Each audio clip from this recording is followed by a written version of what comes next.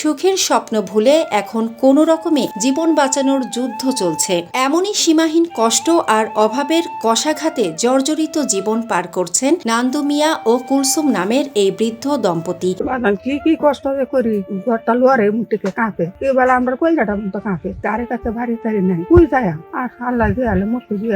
তো যাম কই ফ্যামিলি লইয়া আর বার জায়গা দিব লাগছি রে। এরপরে বৃষ্টি তো পারি, তুহার নাইলে বৃষ্টি পারে, বৃষ্টি বললে কি করি, একটা কাগজ আলগা নিয়ে শুয়েছি, যে জায়গাটা আমি শুই এই জায়গাটা কাগজটা দেয়া আমরা শুয়ে থাকি। মানতে পুতান তাহলে সুখ করে,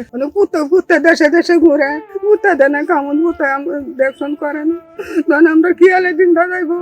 জামা কামাই পুতে না আমি বড় করছি, তখন আমরা ঘরও নাই দরও নাই, পেটের ভাতও দিতারি না, সংসারের মধ্যে তেহার অভাব সংসারের মধ্যে ঘরের অভাব, দুইটা পয়সা দানে তাইলে আছে কাজটা মানে পুতান তবে কামে হতো, আচ্ছা 5,000 টাকা 2,000 টাকা পুতে দিত, তারপর কষ্ট আছে আমি খাইতালাম